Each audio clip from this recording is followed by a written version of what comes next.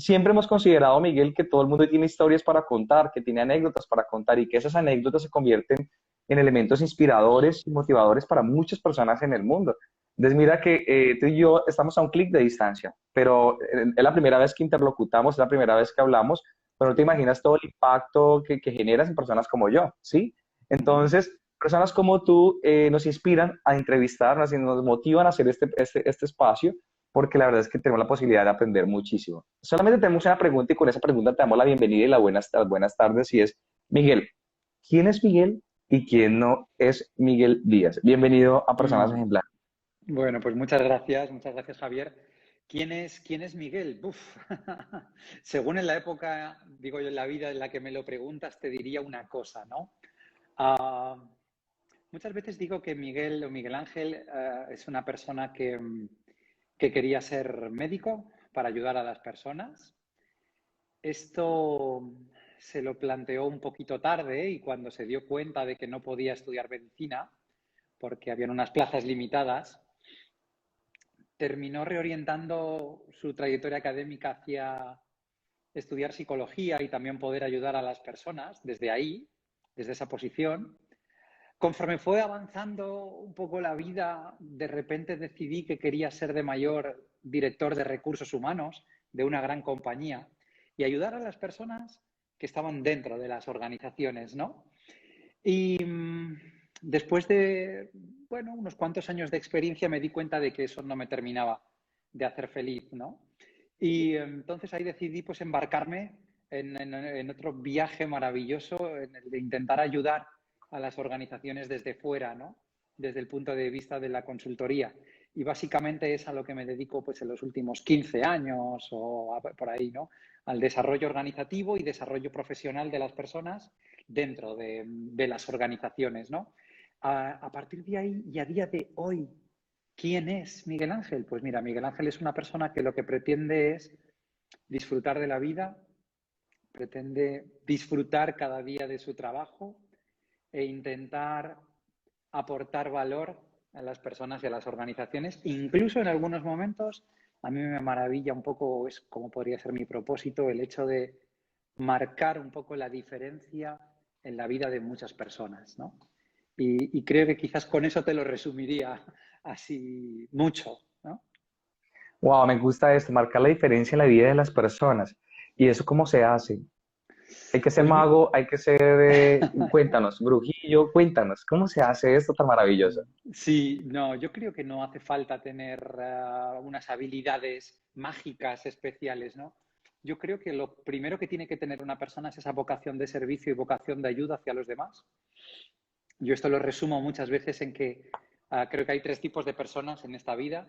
Están las personas donantes, que son aquellas que siempre dan mucho más a los demás de lo que reciben. Están las personas equilibradoras, que son esas que van siempre con la balanza, ¿no? Intentando ver si a esta persona o a aquella le he dado exactamente lo mismo que he recibido para no pasarme, ¿no? Y que la relación esté equilibrada. Y luego están los receptores, que son aquellas personas que siempre están pidiendo ayuda y están muchísimo más pendientes de recibir muchísimo más de lo que dan, ¿no? Siempre solicitan ayuda, pero el día que los buscas nunca los encuentras. Yo creo que la principal habilidad que tienes que tener para hacer esto es ser un gran donante.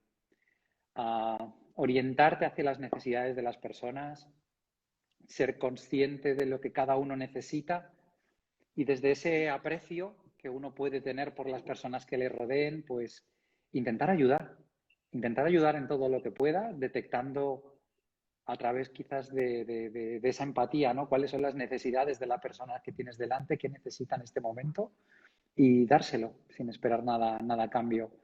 Creo que con eso ya muchas veces ya somos o ofrecemos el suficiente ejemplo como para que algo haga clic en la cabeza de esa persona, su vida pueda llegar a ser incluso diferente a partir de ese momento y si esa persona se siente mejor, quizás también decide comenzar a dar también hacia las personas que tiene alrededor y posiblemente a medio y largo plazo su vida mejore. Yo estoy convencido de ello. Qué bonito, Miguel, qué bonito todo lo que nos cuenta. Bueno, para las personas que se están conectando y que verán este video en diferido, estamos con Miguel Ángel Díaz desde Valencia, ¿cierto? Así es. Eres de Valencia, bueno, eh, que hablemos ya directamente como en materia. ¿Qué es Sí, la inteligencia emocional, Miguel? Y bueno, ¿y cómo llegaste a sí. este punto no a hablar de política y de otros temas de ingeniería? ¿Por qué inteligencia emocional? Entre Sí. tantos temas que tú dominas. Pues mira, la inteligencia emocional me maravilló cuando hubo un momento en mi trayectoria profesional y vital, yo creo, que necesitaba encontrar respuestas a un montón de cosas que me estaban ocurriendo en la vida, ¿no? Y la mayoría de esas respuestas las encontré en el mundo de la inteligencia emocional. Y fue cuando comencé a leer, comencé a investigar, comencé a formarme, comencé a buscar quiénes eran las personas más pioneras en el mundo para poder formarme con ellos. Empecé a asistir a congresos internacionales, a grandes capacitaciones, ¿no? Y ahí me fui dando cuenta de que quizás lo que me había pasado durante otras etapas en mi vida era que había tenido una gran carencia de habilidades emocionales, ¿no? Y no había sabido gestionar determinadas situaciones. Con esto enlazo con el que es la inteligencia emocional, ¿no?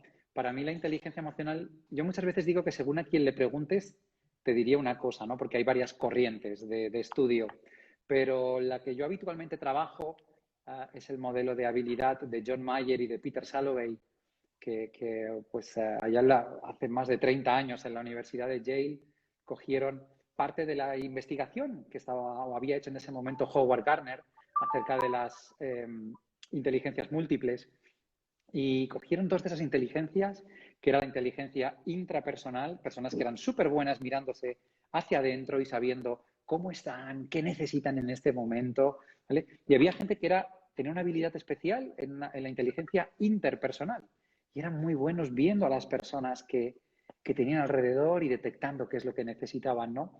Pues de la combinación de estas dos inteligencias múltiples de Howard Gardner, yo digo que hicieron como una especie de paquetito, le pusieron un lacito muy bonito y crearon el concepto de inteligencia emocional, que técnicamente pues sería un conjunto de habilidades, ¿no? Y este matiz es importante porque si son un conjunto de habilidades significa que no hace falta que las traigamos de serie desde el nacimiento, ¿no? Las podemos desarrollar a lo largo de la vida y que hay gente que sí que tendrá un talento extraordinario con alguna de estas habilidades, pero que si no lo tiene, siempre puedes mejorar tu nivel, ¿no? de desarrollo, de performance ahí.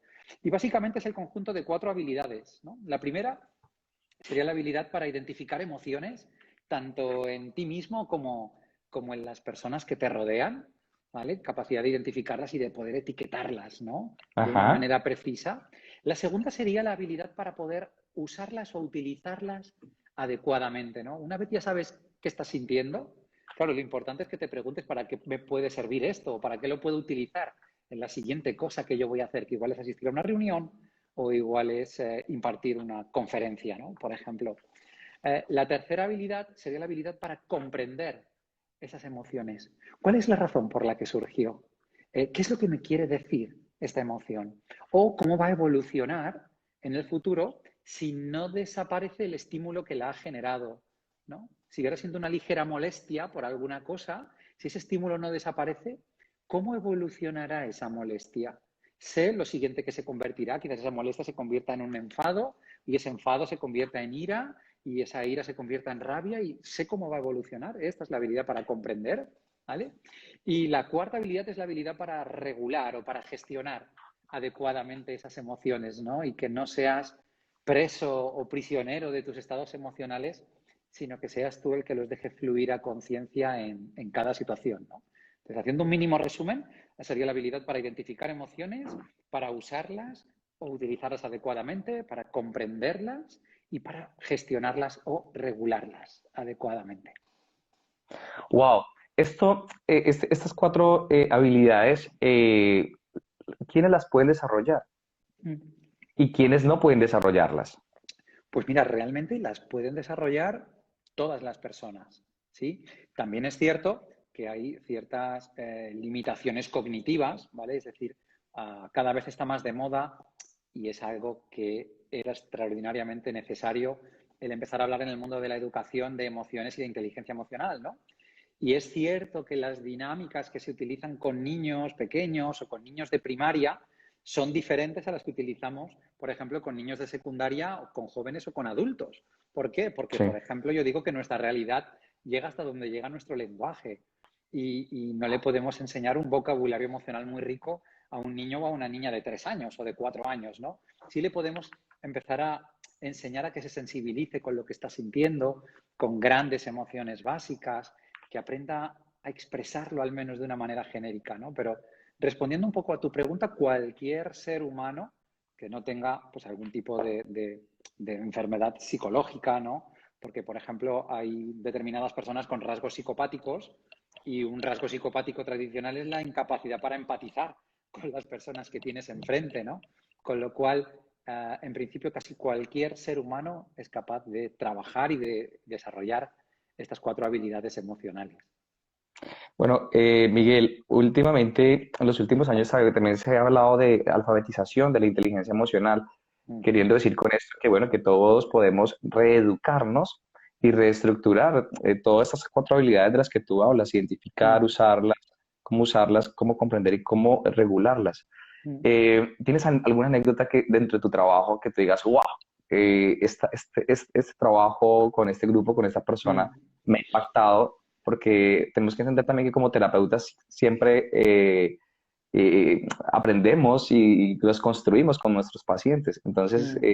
no sé si quieras compartir algo al respecto. Bueno, si hubiera anécdotas especiales, pues tendría muchas seguro, porque fíjate que son más de 15 años de ejercicio profesional y tengo una media aproximadamente de unas 1.000 horas de formación al año. O sea My que God, en my God, 15.000 horas de aula han podido pasar muchas mucho. cosas, ¿no? Pero yo me quedaría quizás con la sensación que tienes o el impacto que ves que generas cuando trabajas este tipo de materias con, como digo yo, profesionales que están ocupando una profesión con un elevado riesgo desde el punto de vista emocional, ¿no? Y, por ejemplo, me viene a la cabeza personal sanitario, ¿no? El personal sanitario tiene per se una profesión que yo digo que es de riesgo desde el punto de vista emocional, ¿no? ¿Y por qué?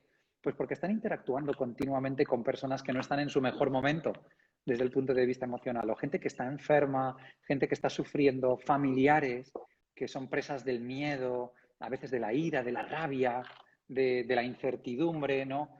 Y cuesta mucho ser agradecido cuando estás sintiendo emociones que son desagradables, con lo cual este tipo de profesionales sanitarios interactúan continuamente con personas que no están en su mejor momento y no reciben el mejor trato, ¿no? Con lo cual, si no son capaces de desarrollar muy bien sus habilidades emocionales y saber leer qué está ocurriendo en cada momento y saber gestionar y regular muy bien esas emociones, pues es complicado porque esto desgasta muchísimo, ¿no? Y son personas que están hechos de una pasta especial, con esa vocación de servicio, como decíamos antes, hacia las demás personas, son donantes natos y a mí me sabe fatal que sufran ese desgaste diario a veces, ¿no? Por su trabajo. Entonces, como anécdota, bueno, pues el impacto que puedes tener muchas veces después de 4 o 5 sesiones en aula, después de 20 horas de entrenamiento, con personas que llegan cansadas físicamente, agotadas, incluso con primeros indicios o primeros síntomas del síndrome de burnout, ¿no? Del estar quemado en el trabajo, pues porque desgasta mucho, porque no saben gestionar bien todo lo que está ocurriendo a su alrededor y de repente tú los paras durante un momento en el aula y les enseñas primero a que tomen conciencia de cómo se están sintiendo. Hay un ejercicio que es maravilloso, que yo lo utilizo cuando arranco siempre una formación, ¿no? Con un grupo de este tipo, porque cuando llegas, yo digo que las personas bueno, que van voluntariamente a este tipo de formaciones, van pues porque sienten que necesitan algo porque no se están sintiendo bien en este momento. Entonces, de repente, el clima en el aula está un clima muy enrarecido, con gente que ha venido buscando ayuda pero que no se siente bien ahora, ¿no? En los primeros 10 o 15 minutos simplemente nos sentamos en círculo y yo le pregunto, oye, ¿para qué decidisteis un día dedicaros a esto? ¿No? Dedicaros a... De repente les dejo un par de minutos para que tomen conciencia y les dejo espacio para que cada uno lo exprese delante de sus compañeros y sus compañeras como quiera, ¿no? Y de repente dice uno, pues yo quería salvar vidas, por eso me hice doctor, ¿no? Y yo quería tal. Ah, pues yo quería ayudar a los demás, yo quería... Conforme vamos avanzando, media hora después, de repente se nota que el clima dentro del aula es totalmente diferente cuando las personas reconectan con su para qué, reconectan con su propósito, ¿no? el estar continuamente lidiando con enfermedades o con personas que están sufriendo desde el punto de vista emocional hacen que ellos sientan emociones que son desagradables y esto hace que a veces nos olvidemos de nuestro propósito y de nuestro para qué. Y solamente una primera dinámica donde conectemos con eso otra vez hace que el clima en el aula cambie y desde ahí podemos trabajar.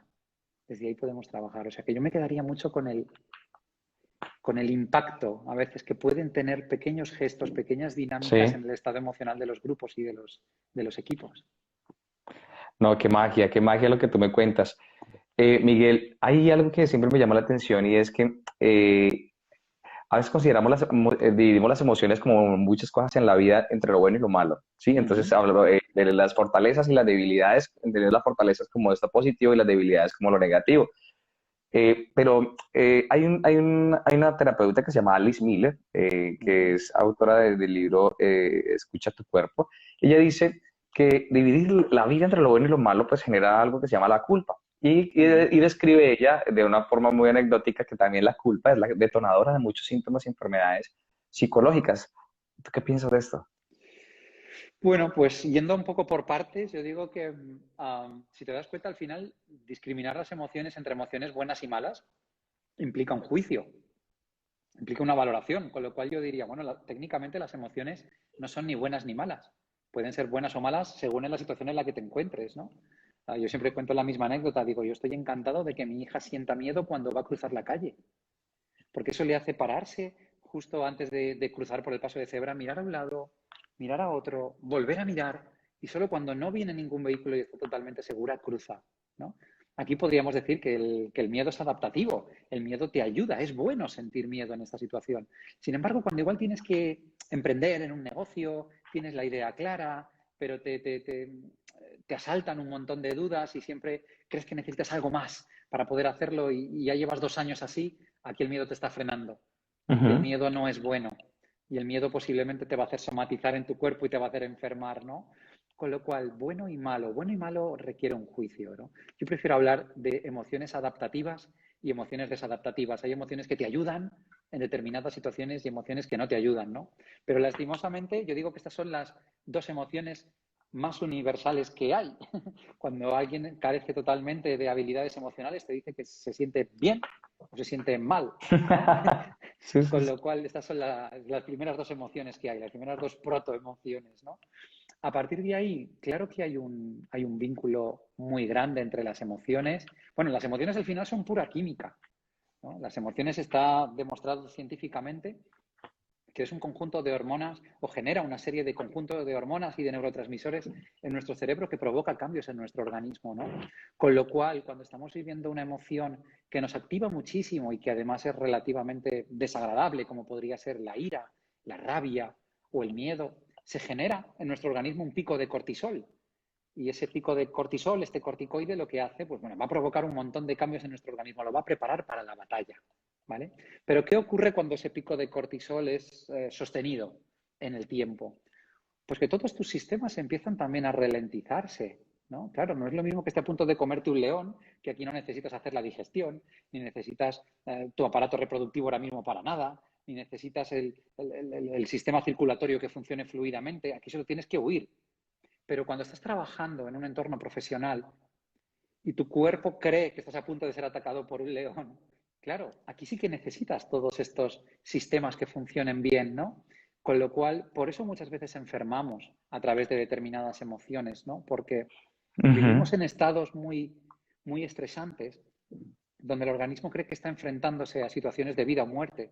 Y para ser congruente con eso y ofrecerte recursos, ahí, por ejemplo, pues tiene esas liberaciones, ¿no? de desmesuradas de cortisol. Y, por ejemplo, cada vez que hay un pico de cortisol, se ha demostrado que hay un valle las siguientes 6 horas del nivel de inmunoglobulinas A, es decir, nuestras defensas bajan. Por eso hay muchas veces que cuando pasas una temporada con mucho estrés, 3 o 4 días, hasta que entregas un trabajo o hasta que terminas un trabajo muy exigente que has hecho, luego en los siguientes 2 días es mucho más sencillo que te constipes, por ejemplo, o que cojas una pequeñita infección o un resfriado, porque tu sistema inmunológico está mucho más bajo. ¿Vale? Y así es Wow. como muchas veces las emociones nos hacen enfermar, ¿no? Porque colocan a nuestro organismo en una posición determinada que tendría sentido en un determinado escenario, pero a veces en otro no. Es como, por ejemplo, cuando vamos a hablar en público, ¿no? Y alguien siente como mucho miedo. Tu organismo se activa tantísimo como si estuvieras en medio de una guerra, ¿vale? Cuando realmente lo que vas a hacer es simplemente salir a hablar delante de un grupo de personas. Tu vida no corre peligro, pero tu cerebro cree que sí y tu cuerpo se coloca en esa misma posición. Wow, wow. Te pregunta Fabián Ortiz de Colombia, en un lugar maravilloso de Colombia que se llama Santander, y dice, hola, Ujú. buena tarde. ¿Crees que los métodos de aprendizaje hay que hacerlos más ágiles a los actuales? Buf, bueno, sí, totalmente sí. ¿Y sí por qué? Porque hay un vínculo muy grande entre aprendizaje y emociones. Yo siempre le digo a las Sí. personas la misma pregunta, ¿no? Yo le digo, recuerda cuando eras un poco más joven y estabas en el colegio, ¿cuál era la asignatura donde mejores notas sacabas? E intenta recordar cómo era el clima en esas clases en el aula y cómo eran las emociones que te generaba ese docente, esa profesora o esa profesora en ti. ¿Qué tipo de relación, qué tipo de vínculo existía entre ambos? Te darás cuenta de que era un vínculo muy positivo, de que cuando generamos un clima muy agradable en el aula y hay emociones positivas y agradables y tú tienes un vínculo especial con ese profesor, tu rendimiento se dispara y aprendes muchísimo más, ¿no? Sin embargo, en una clase donde quizás no aceptes o no a la persona que tienes enfrente o no te haga sentir bien, te va a costar muchísimo más, ¿no? Hacer eso. Claro, esto no se está teniendo en cuenta o no se ha tenido en cuenta hasta ahora. Estamos trabajando tradicionalmente en las escuelas a enseñar a los alumnos a que aprendan de memoria un montón de información que posiblemente luego no les va a servir en su época adulta y nos interesa mucho más lo que son capaces de memorizar y luego volcar en un examen en una fecha señalada que en qué tipo de personas les estamos convirtiendo, que si les estamos dando de verdad herramientas o no para que en un futuro puedan manejarse bien en su vida. Y se nos olvida mucho el cómo lo hacemos en el aula y cómo lo trabajamos. Porque, por ejemplo, los docentes también es una profesión de riesgo desde el punto de vista emocional, ¿no? Solo tienes que coger a un profesor de secundaria que pueda estar encerrado con 20 o 25 adolescentes hormonados dentro de una clase todos los días, ¿no? Si a veces ya cuesta como padres manejar a uno, pues imagínate Wow. estar en una clase con 20 o 25.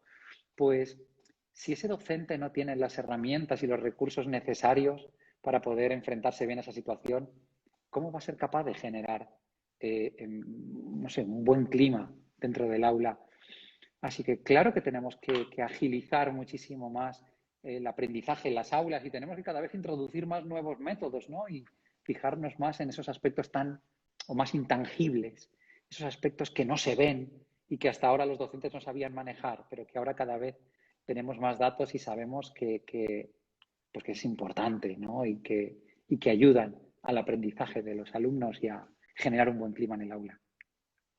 Miguel, hablemos un poquito de ti, hablemos de Miguel Díaz, el consultor, escritor, formador y speaker. Esto, bueno, para la gente que a muchos de nosotros decían, hey, yo quiero ser como él, y posteo, hey, me encantaría hacer lo que él está haciendo. ¿Esto cómo se obtiene? ¿Se nace, se hace? Expliquémosle a la gente un poco cómo es el desarrollo de estas habilidades. Cuéntanos, de niño siempre has tenido esa capacidad esa habilidad, esa linda habilidad que tienes como speaker. Sí. Cuéntanos un poquito de esto. Yo creo que totalmente se hace, ¿no? Bueno, pero ah, yo te daría otra respuesta. Muchas veces me hacen la pregunta de, ahora me has hecho un perfil como el tuyo, ¿no? ¿Nace o se hace? O a veces también podemos hablar del líder, si nace o se hace. Yo digo, mira, nace, se hace y sobre todo se entrena, ¿no? ¡Wow! ¿Y por qué? Porque al final son muchas horas de aula. Para mí es un día más en la oficina, a veces tener que dar una conferencia delante de 2.000 personas, porque es algo a lo que estás habituado. Si a alguien le cuesta mucho hacer una cosa, lo único que tiene que hacer es identificar si de verdad le encanta y le gusta hacer eso y luego simplemente es entrenar, aprender, crecer, practicar, pero muchas veces nos vemos forzados a hacer cosas que no nos gustan, entonces no le damos y no le ponemos mucho interés. Yo desde hace tiempo, yo creo que no me podría dedicar a otra cosa. A veces tienes esa sensación en la que crees que has venido a este mundo a hacer algo y que estás aquí, estás en tu momento. Esto es quizás lo que hablaba Sir Ken a Robinson de tu elemento, ¿no? Estás en ese punto, has venido a este mundo a hacer esto. Y a partir de ahí todo lo demás se va entrenando. La vida me ha ido llevando a estas situaciones. Yo me di cuenta de que me encantaba estar en un aula con 20 personas, no para decirles lo que tienen que hacer, sino para hacerles pensar, para ayudarles a encontrar soluciones cuando lo que tienen en su día a día no les encaja y no les gusta, ¿no? Yo siempre empiezo un poco con la misma frase, diciendo, mirad, no he venido aquí a deciros qué tenéis que hacer, no lo sé. Sabéis vosotros más de vuestras compañías, de vuestros equipos, de vuestras necesidades, sabéis vosotros mucho más que yo, con lo cual no me puedo atrever a deciros qué tenéis que hacer mañana, ¿no? Lo que sí que os puedo ayudar es a encontrar o a llenar el gap, ese hueco que hay entre dónde estás ahora y dónde te gustaría estar. Y a veces desde esa situación no lo puedes ver, ¿no? A partir de ahí, pues bueno, yo digo que tampoco es que sea algo extraordinario haber escrito 4 libros y ahora estoy terminando el quinto, ¿no? Para mí no es algo extraordinario, simplemente es tener cosas que contar y tener cosas que compartir y encontrar el formato.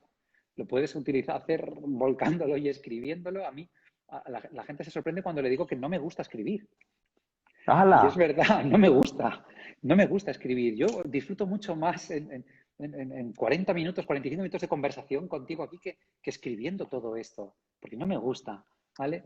Sin embargo, bueno, al final cuando tienes muchas cosas que trasladar a la gente y quieres que esa información perdure y sientes que tiene sentido que el formato sea el de un libro, ¿no? Porque no va a ser algo que se va a quedar obsoleto dentro de 6 meses o dentro de un año, pues al final es un proyecto como cualquier otro, ¿no? Te sientas, te pones y lo escribes. De la misma manera que hablar en público, de la misma manera que ahora estamos todos reconduciendo nuestras carreras a la formación online, ¿no? Y Sí. me paso horas y horas en el estudio grabando todo lo que sé para luego editarlo, maquetarlo y que pueda llegar a la gente, al menos en un formato online, ya que es tan complicado ahora, ¿no? Hacer formación presencial. Yo no considero que haga nada especial, ni considero que tenga un don especial. Lo que ocurre es que, bueno, yo digo que muy malo tendría que ser si 15 años después no se me da bien hacer lo que hago, ¿no? Con la cantidad de horas ¿Qué horas? que uno le dedica a ello. ¿Qué le dice el Miguel adulto al Miguel niño? Pues Cuando le miras para dice, atrás y ves, perdona, cuando miras para atrás y ves todo ese gran recorrido que has hecho. sí, sí. Bueno, pues muchas veces tendríamos la tentación de decirle las 2 o 3 cosas que no hizo bien o que podría hacer mejor, ¿no? Sabiéndolo, como decimos acá en España, a toro pasado, ¿no? Ya sabemos muchas cosas, pero creo que no le hablaría de las 2 o 3 equivocaciones que se han podido cometer. Le hablaría de las muchas cosas que ha acertado. Y le Qué bonito. hablaría del camino que debe de seguir y que no debe de dudar y que debe de perseguir sus sueños y que debe de ser consciente de qué es lo que quiere ser de mayor y perseguirlo. Y una de las lecciones más importantes que he aprendido a lo largo de mi vida, y es que nunca es tarde para dar un volantazo, nunca es tarde para cambiar de camino, nunca es tarde para, para tomar un rumbo diferente, ¿no? Yo antes te lo he contado de una manera un poco resumida. Yo de pequeño quería ser médico, luego me di cuenta de que no podía ser, quise ser director de recursos humanos, cuando lo conseguí a los 3 o 4 años me di cuenta de que no me hacía feliz.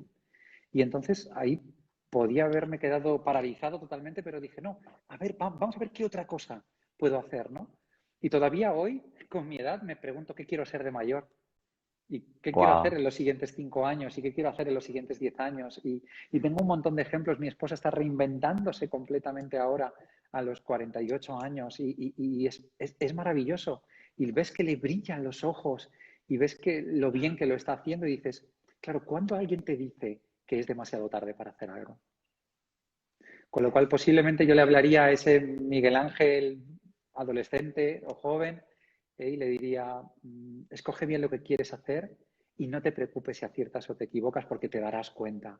Si has acertado, disfruta y permanece en el camino. Y si te has equivocado, rápidamente decide qué otro camino quieres seguir y cambia, que no pasa absolutamente nada. Qué bonito. Bueno, ya con esto que has dicho, das respuesta a Fabián que dice, o sea que no te arrepientes de no estudiar medicina. No, porque al final, fíjate, yo creo que la medicina era el camino que yo quería encontrar para ayudar a las personas. Y me he dado cuenta de que he encontrado una vía alternativa para ayudar a las personas y ahora mismo no cambiaría por nada a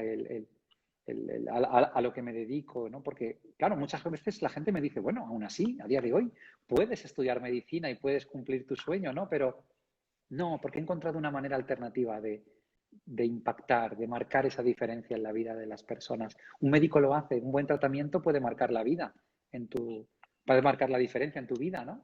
De estar una vida enferma a disfrutar. Yo quiero creer que puedo causar el mismo efecto desde el otro lado, ¿no? Y que también puedo ayudar a las personas.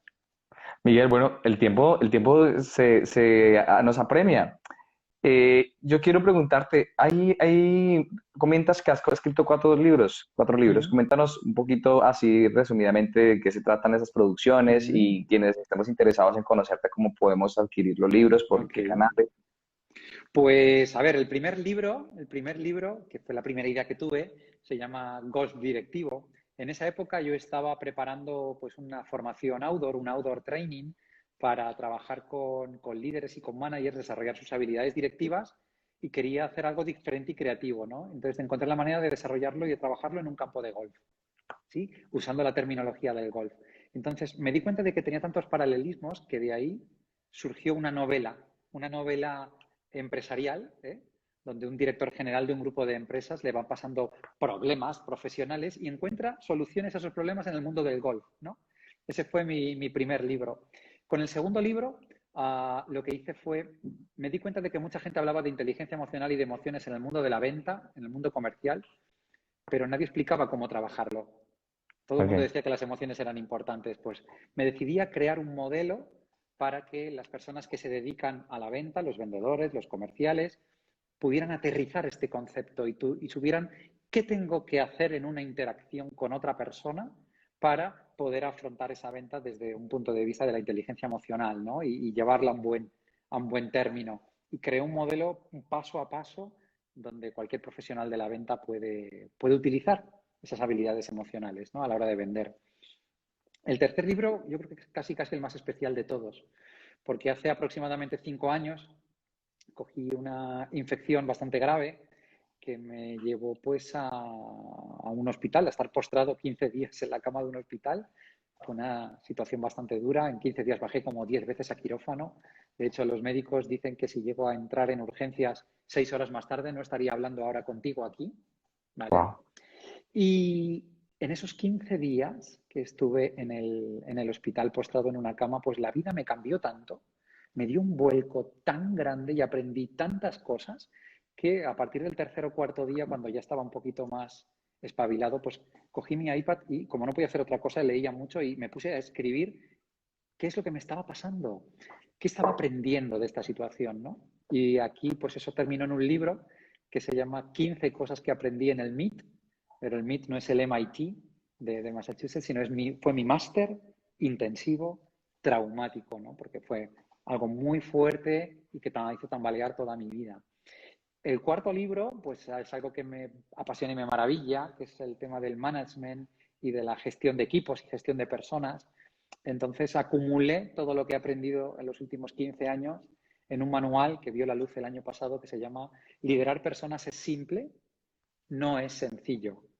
¿Vale? Y como muchas veces doy una serie de pautas muy simples y muy básicas para gestionar a las personas y explico cuáles son todas esas pequeñas curvas donde nuestro vehículo puede salirse de la carretera, ¿no? Y cómo a veces los managers, los directivos y las personas lo hacemos muy complejo, esto de gestionar a personas.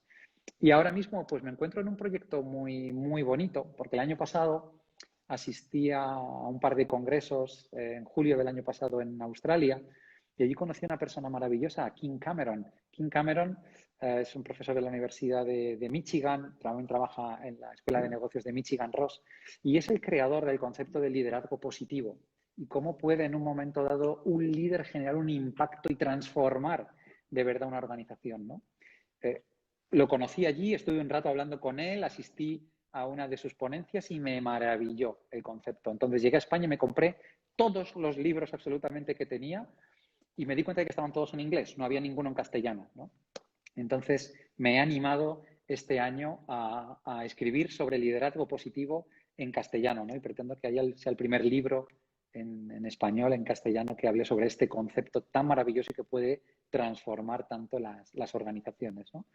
Y bueno, luego todos los libros, pues hombre, todos los libros se pueden conseguir en la biblioteca más grande del mundo, ¿no? Que ahora mismo es Amazon. Allí está tanto en formato físico como en formato ebook.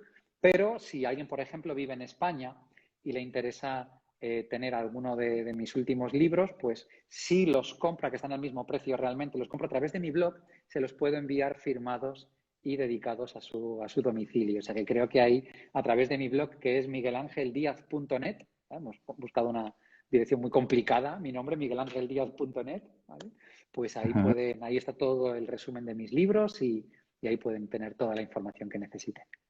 Ese es tu blog, miguelangeldiaz.net. Así es, correcto. Perfecto, ahora lo posteo cuando subamos este video. Pues Miguel Ángel, el tiempo se nos ha acabado. Bueno, aquí te dice Fabián Ortiz, alguien que está muy pendiente en la entrevista, dice, la vida te dio la oportunidad para que nos enseñes. ¿Qué le dices a Fabián?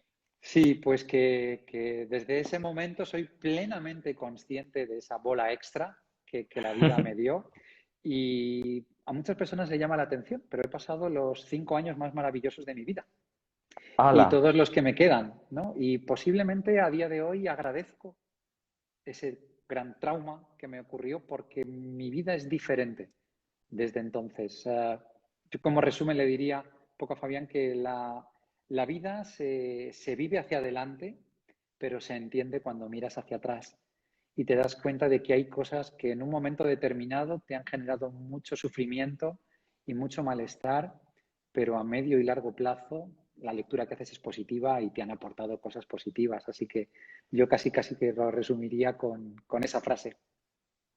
Wow. Miguel, de verdad que eres una persona súper ejemplar, súper hiper mega ejemplar. Necesitamos muchos Miguel Ángel como tú en el mundo, de verdad. Ujú. Mil gracias por tu tiempo, mil gracias por toda tu sabiduría. Gracias. Estamos convencidos que, bueno, que definitivamente estas historias calan porque nos en carne propia podemos decir, hey, pues si él puede, yo puedo hacerlo, ¿sí? Muchas personas tendrían la oportunidad al escucharte, sentir esto. De verdad, mil gracias.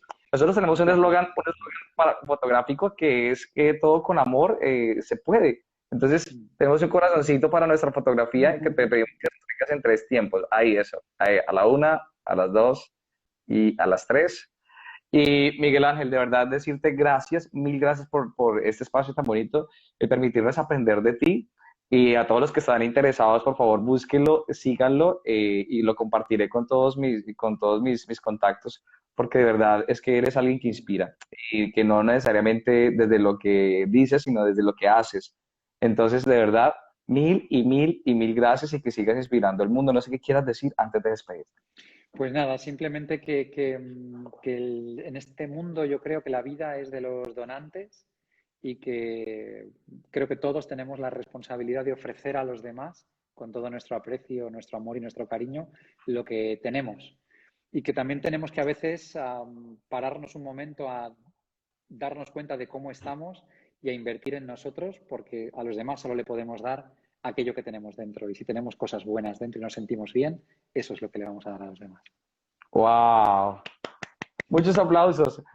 Miguel Ángel, un abrazo para ti y un abrazo para todos los que se han conectado y los que seguirán viendo este video en adelante. Mil y mil gracias. Un placer. Muchísimas gracias a ti. Hasta luego. Hasta luego.